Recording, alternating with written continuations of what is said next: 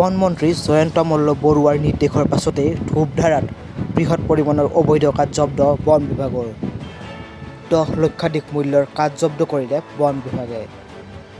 সমগ্ৰ অসমত বন মাফিয়াসকলক নিদ্ৰাহৰণ কৰিছে বনমন্ত্ৰী জয়ন্ত মল্ল বৰুৱাৰ নিৰ্দেশে। বনমন্ত্ৰীৰ নিৰ্দেশৰ পাছতে ৰংজুলি বনাঞ্চলিক কাৰ্যালয়ৰ বন কৰ্মীসকলে নামি পৰিছে বন মাফিয়াসকলৰ বিৰুদ্ধে অভিযানত। এই অভিযানৰ সময়তে ধূপধাৰাৰ পুঠিমাৰীত বৃহৎ পৰিমাণৰ অবৈধভাৱে মজুত কৰি ৰখা চেগুন গছৰ কুণ্ডা জব্দ কৰে বন কৰ্মীসকলে। জব্দকৃত অবৈধ কাঠখিনিৰ মূল্য 10 লক্ষাধিক টকা হ'ব বুলি জানিবলৈ দিয়ে বন বিষয়াই। সম্প্ৰতি জব্দ কৰা কাঠখিনি ধূপধাৰাস্থিত কেন্দ্ৰীয় কাঠ ভঁৰাললৈ আনিছে বন কৰ্মীসকলে। জব্দকৃত বৃহৎ পৰিমাণৰ কাঠখিনি কোনে এনেদৰে অবৈধভাৱে এই স্থানত মজুত কৰি ৰাখিছিল তাৰ সন্ধান নাপালে বন বিভাগে। গোৱালপাৰাৰ পৰা চিন্তু নাথৰ ৰিপৰ্ট, এনি খবৰ।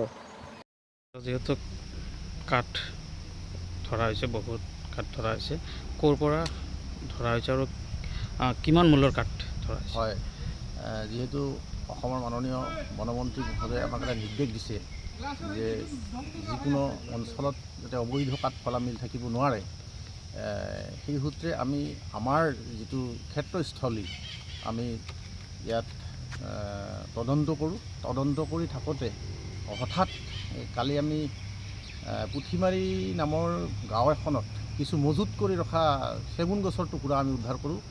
লগে লগে আমি টুকুৰাসমূহ ক'ৰ পৰা আনিছিল, কোনে জমা কৰি ৰাখিছিল তদন্ত কৰিলোঁ। তদন্ত কৰাৰ পিছত কোনো মানুহে আমাক আচলতে গৰাকীৰ সন্ধান নিদিলে। তো আমি লগে লগে মোৰ মাননীয় বনাঞ্চলিক বিষয়া মহোদয়ৰ নেতৃত্বত আমি টুকুৰাসমূহ ঘটনাস্থলীত জব্দ কৰি ধূপধাৰা কেন্দ্ৰীয় কাঠ ভঁৰাল চৌহদত লৈ আহিছোঁ। কিমান কাঠ ছাৰ? ইয়াত প্ৰায় 300 টুকুৰা হ'ব, প্ৰায় 300 টুকুৰা। এতিয়া আমাৰ মেজাৰমেণ্ট চলি আছে, জোখমাপ চলি আছে। বজাৰ মূল্য কিমান হ'ব? বজাৰ মূল্য বহুত হ'ব, মোটামুটি 10 লাখ টকাটো হ'ব বজাৰ মূল্য।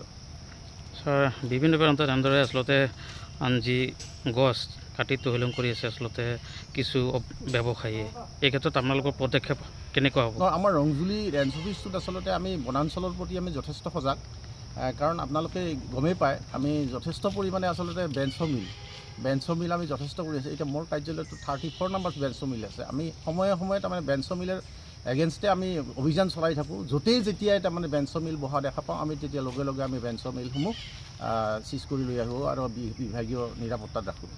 গতিকে বৰ্তমান আমাৰ ইয়াত আমি যিখিনি চেক কৰিলোঁ, আমি যিখিনি তদন্ত কৰি আমি তেনেকুৱা ধৰণৰ কোনো অবৈধ বেঞ্চ মিল এতিয়ালৈকে পোৱা নাই। তো আৰু তদন্ত অব্যাহত থাকিব। আমি য'ত যেতিয়াই তাৰমানে আমি বেঞ্চ মিল অবৈধভাৱে বহা বুলি আমি জানিব পাৰিম লগে লগে আমি বিভাগীয় ব্যৱস্থা ল'ম।